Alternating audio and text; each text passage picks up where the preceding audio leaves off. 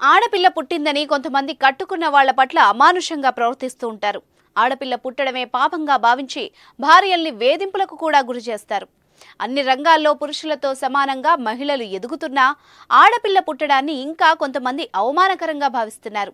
3 ఆడపిల్లలు పుట్టారని భార్యనే వదిలేశాడు ఓ ప్రబుద్ధుడు. సిఎంఆర్ ఫ్యామిలీ మాల్ ఇప్పుడు మన కేపీహెచ్బీలో ఫిబ్రవరి 10వ తేదీన ప్రముఖ నటి శ్రీలీల గారిచే ఘన ప్రారంభం.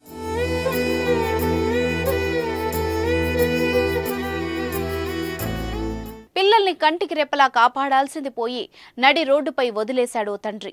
కట్టుకున్న భర్త వదిలేసినా కానీ పిల్లల్ని పెంచి పోషించి వారిని ప్రయోజకుల్ని చేసింది ఆ ఇల్లాలు.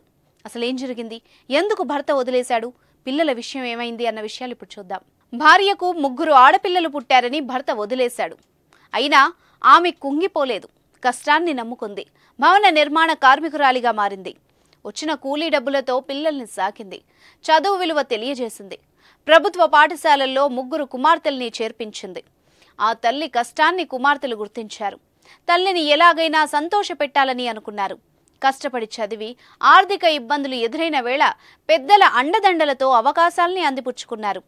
3లో 2 ప్రభుత్వ ఉద్యోగాలకు ఎంపిక కాగా మరొకరు పీహెచ్డీ చేస్తున్నారు. అమ్మ నమ్మకాన్ని గెలిపించి అందరికీ ఆదర్శంగా నిలిచారు. ఆంధ్రప్రదేశ్లోని శృంగవరపుకోట పట్టణంలో శ్రీనివాస కాలనీలో నివసిస్తున్న బంగారమ్మకు 3 ఆడపిల్లలు, సరస్వతి, రేవతి, పావని. వీరిని విడిచి తండ్రి వెళ్లిపోయాడు. బంగారమ్మే కంటికి రెప్పలా సాకింది. భవన నిర్మాణ పనులు చేస్తూ వచ్చిన కూలీ డబ్బులతో చదువులు చెప్పించింది. ప్రభుత్వ పాఠశాలల్లో 10th వరకు చదివిన 2వ కుమార్తె రేవతిని ఆర్థిక ఇబ్బందులతో ఒక దశలో చదువు మాన్పించాలనుకుంది. కుంగిపోయింది. ఎలాగైనా చదివించాలని అనుకుంది. అప్పుడే ఓ బంగారం లాంటి అవకాశం వచ్చింది.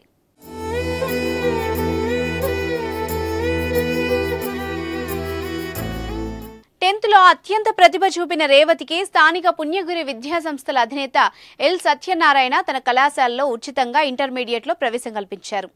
అత్యధిక మార్కులు సాధిస్తే భవిష్యత్తులో కోరిన చదువుకు తానే ఖర్చు భరిస్తానంటూ భరోసా ఇచ్చారు. రేవతి ఇంటర్మీడియట్లో 984 మార్కులు సాధించింది. ఎంసెట్లో ర్యాంక్ సాధించి గాయత్రి ఇంజనీరింగ్ కళాశాలలో సివిల్ ఇంజనీరింగ్ పూర్తి చేసింది.